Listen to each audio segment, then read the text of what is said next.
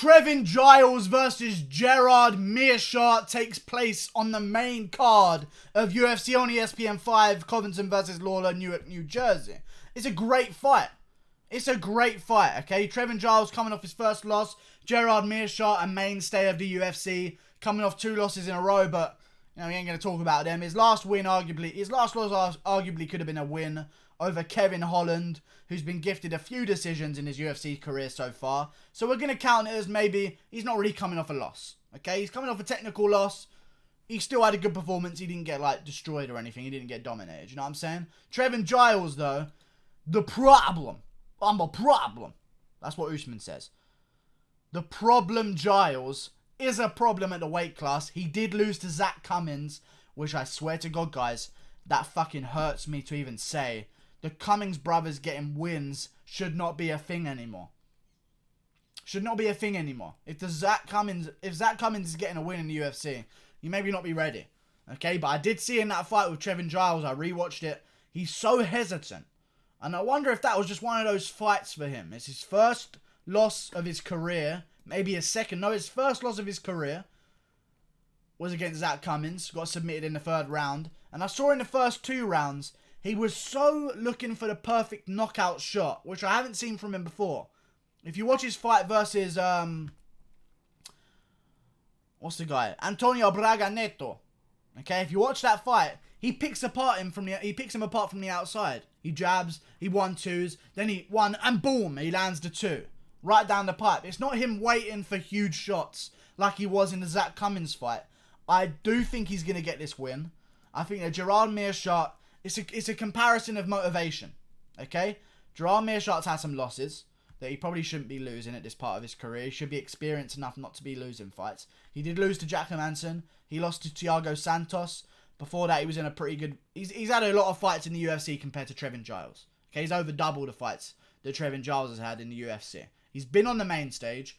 I do feel, though, that at this point in his career, it's different things, man. When you're 28-11,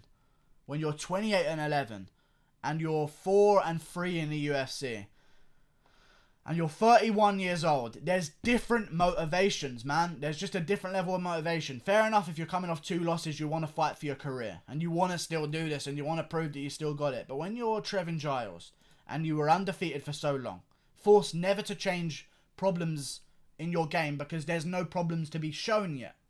Okay? So you've never made those adjustments. You're 11-0. You're 10-0. You're 11-0. You lose your first fight ever. You're 26 years old. There's different motivations. I think he's going to come in here, and I think he's actually going to find the TKO on Gerald Meerschaert, who's not known for getting finished. This is a tough one.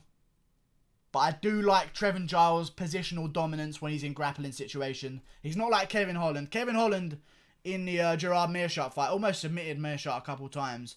But Holland is like, he puts himself in weird positions. Like he'll roll and do a weird scramble into an armbar. Oh no, it's not an armbar, it's a triangle. Oh, I'll go for a leg lock now. And he'll put himself in these weird, no guarantee positions. Where Trevin Giles, he holds himself in a dominant position. He keeps himself there. And he tries to progress into a more dominant position.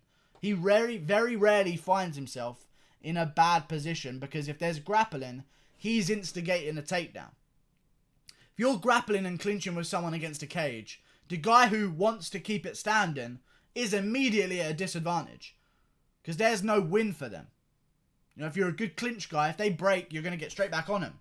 There's no win for a guy getting smushed up against the cage who wants to keep it standing. Trevin Giles doesn't do that. He should want to keep it standing because his stand-up is his bread and butter. He's good at stand-up. You know, he's a stand-up guy. He's had a lot of submission wins in his career. 8, I believe. If I just look it up. No, not 8. No, 5 submission wins in his career. Okay? He knows how to submit, guys. And when he's up against the cage and guys are trying to smush on him, he isn't doing the general stand-up guy thing that goes, don't want to be on the ground, I've got to get him off. He'll turn that around, take you down, and put himself in a good position. He's a mixed martial artist. And I think that's going to be enough to beat Gerald Meerschaert here. Gerald Meerschaert, whatever the fuck his name is. Gerald Meerschaert, there you go. That is a German name if I've ever seen one. Goddamn Germans. Whatever. I feel like Trevin Giles is going to get this one done. I think he's going to come in there. He's not going to be patient. He's not going to be picking his shots too much like he was against Zach Cummins. Where at times where he should have been throwing, he just wasn't. He was waiting for the perfect moment. It never came against Zach Cummins, and eventually he got choked out. I feel like he's going to find that perfect shot against Gerald Meerschaert. Fuck that name. It's dumb. And he's going to get the job done. Trevin Giles by second round KO or submission. He finishes it in the second round. He either finishes it with a big punch, or he drops Meerschaert and submits him on the ground. Meerschaert's good. I feel like I'm going to go with momentum here.